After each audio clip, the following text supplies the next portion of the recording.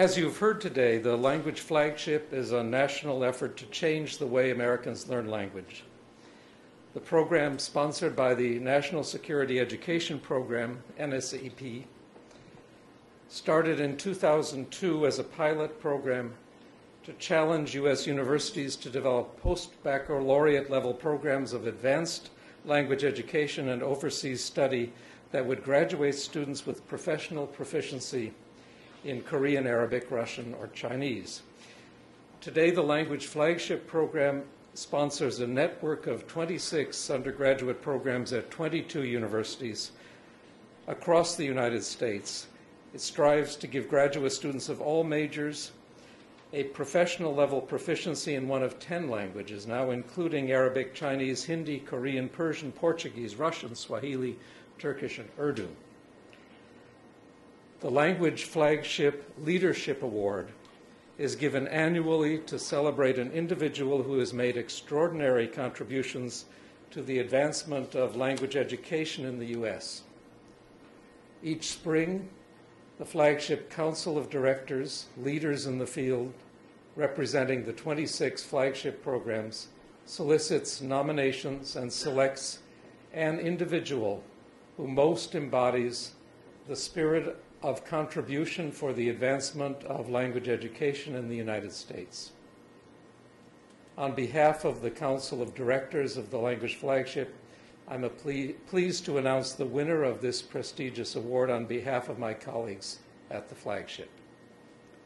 The recipient of the 2013 Language Flagship Leadership Award is Senator Daniel Akaka.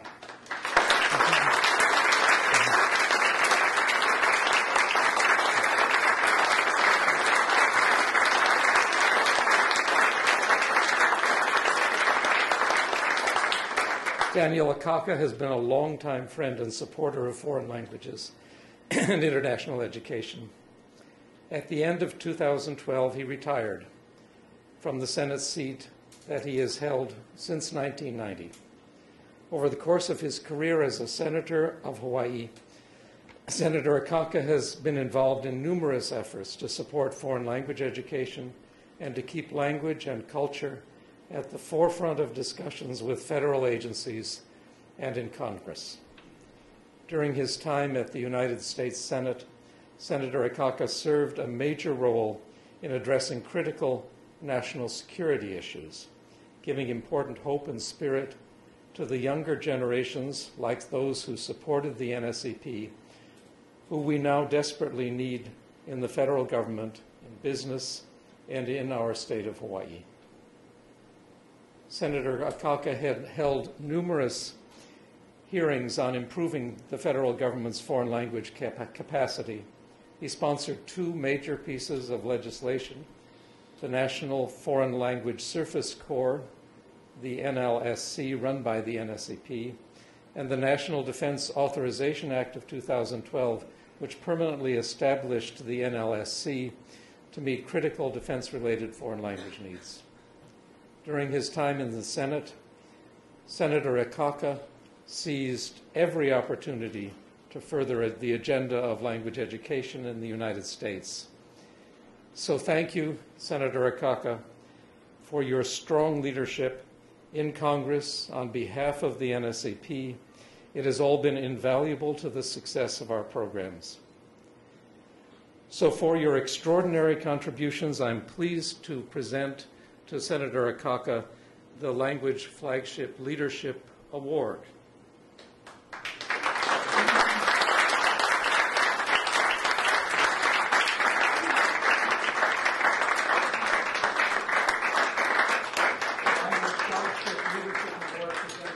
Presented to Senator Daniel Akaka by the Flagship Directors 2013.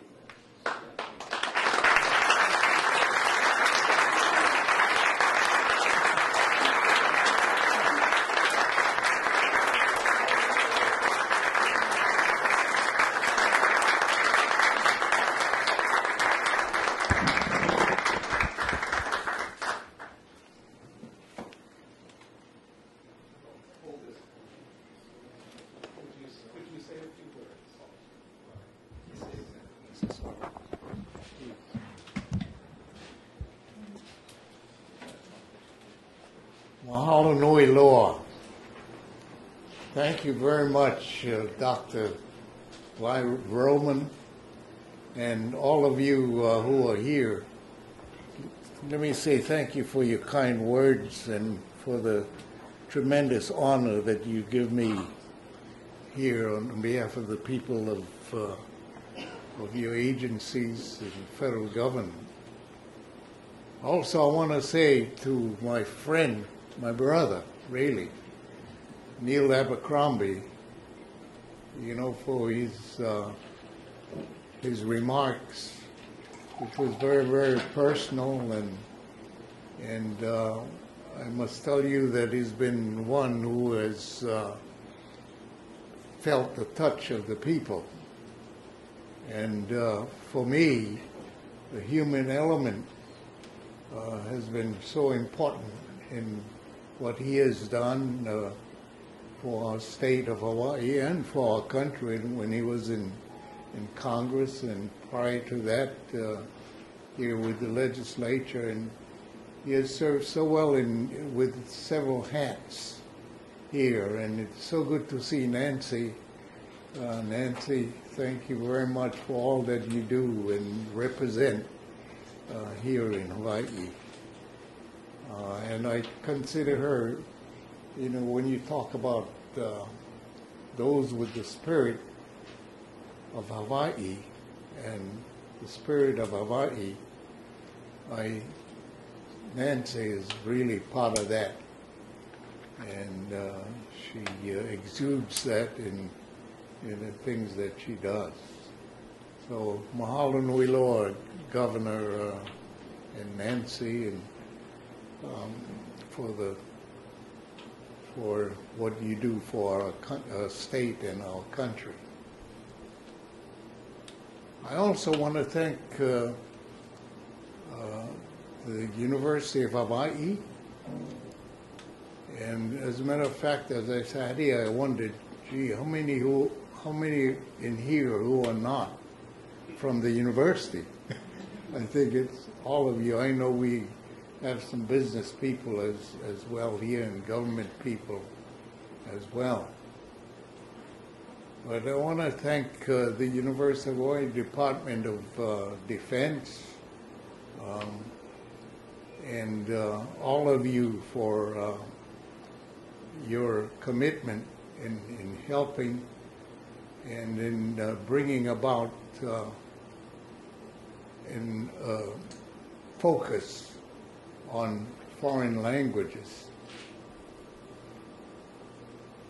And I want to thank you also for the names that I mentioned and the state of Hawaii for hosting this event, and also taking the effort of determining the needs of foreign languages in Hawaii. And as I looked, as what I could see on the walls, it was so interesting to me to see how you were approaching the needs of foreign language in the state of Hawaii. But that tells you that this effort that we're on is an effort that requires partnership. It requires partnership. And so I'm so glad when I mentioned Department of Defense, University of Hawaii, State of Hawaii, that's a partnership. And you've heard from the State of Hawaii, you know, its commitment to support what you're trying to do.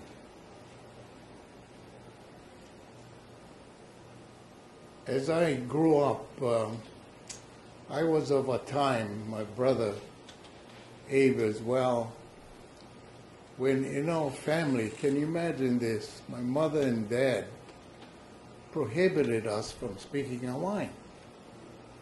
As a matter of fact, as I grew up, they said, you speak English. You have to learn English because that's the future for us.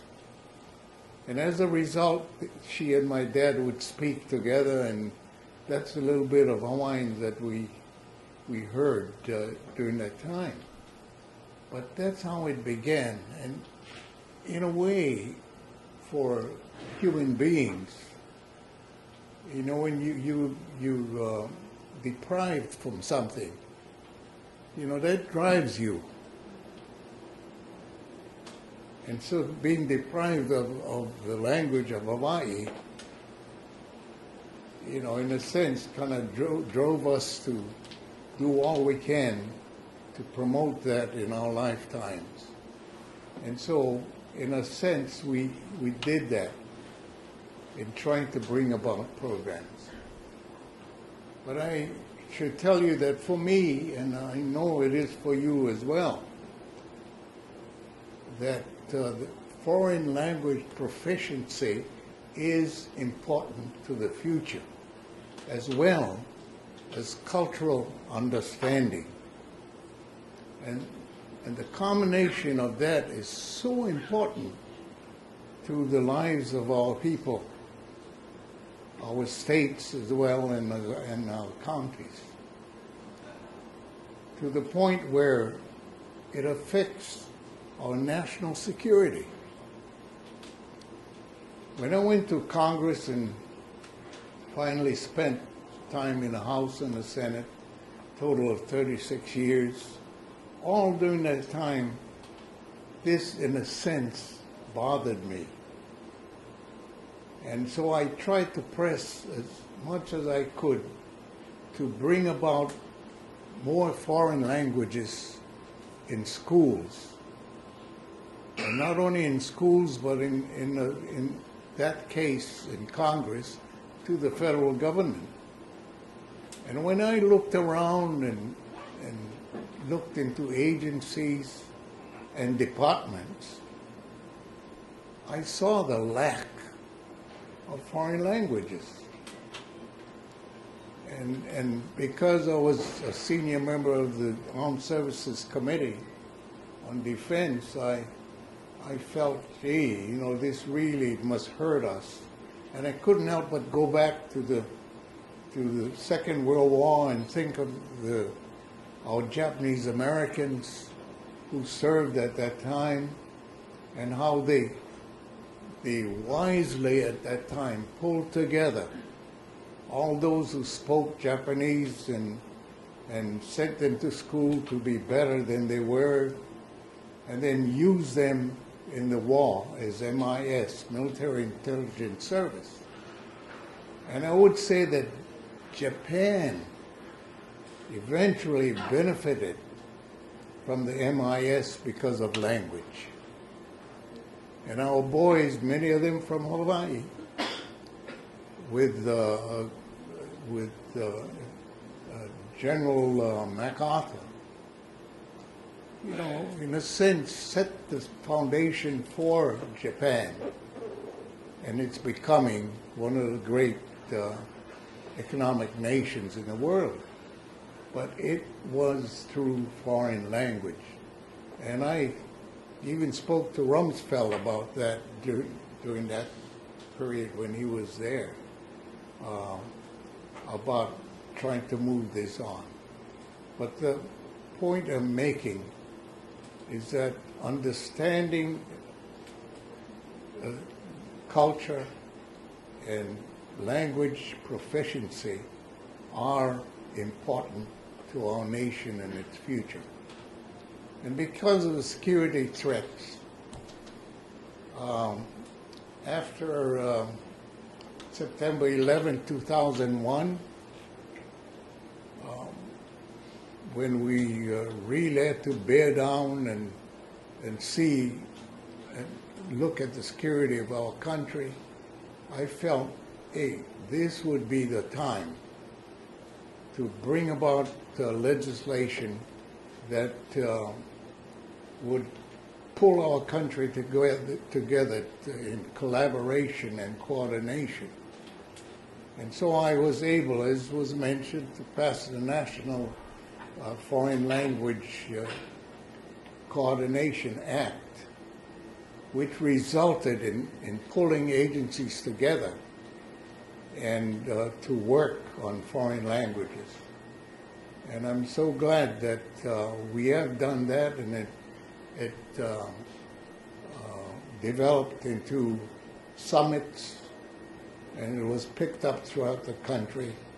And here, I was so happy to know that the summit is being held in Hawaii. And so you are a part of a language summit here, foreign language summit, that'll bring a great future to foreign languages in our country. And I just tell you all of this. I even worked across the aisle with Senator Cochran, and we're able to work together to get the defense to put up some money for language programs. And that was the early beginnings also. But I'm so glad and happy to see what has been happening. And I just already too long have mentioned thank you to all of you for what you're doing. I want to wish you well in it, and to keep up the good work. And I'm so glad the university is working so hard on it. And also now you have a commitment from our state, and defense knows that putting money in these programs makes a good difference. So I think it's working out well, but we must work together. Talking about foreign languages, that makes me think about, there's a word in Hawaiian that's called laulima, and that is working together. And it goes back to the ancient Hawaiians who used the word laulima at that time when they passed the rocks from one person to the other, from the mountains to the sea. And that's how they built the fish ponds. And the fish ponds was to keep fish in a pond that they can get anytime they want it. But laulima is something that we need to do. And we need to use laulima in the work that we're doing for foreign language. And I would urge you to use that word and use it well, because it really helps. We must continue the partnership, not only of organizations, business, government, but of many individuals like you. And again, I can't tell you enough, except to say mahalo, which means thank you. And the Hawaiians thought that wasn't enough, so they said nui, which is big. Mahalo nui is big thank you. And even at that, they didn't think it was enough. So they add the word loa, and loa, which means long. And so when I say mahalo nui loa, I'm saying a long, big thank you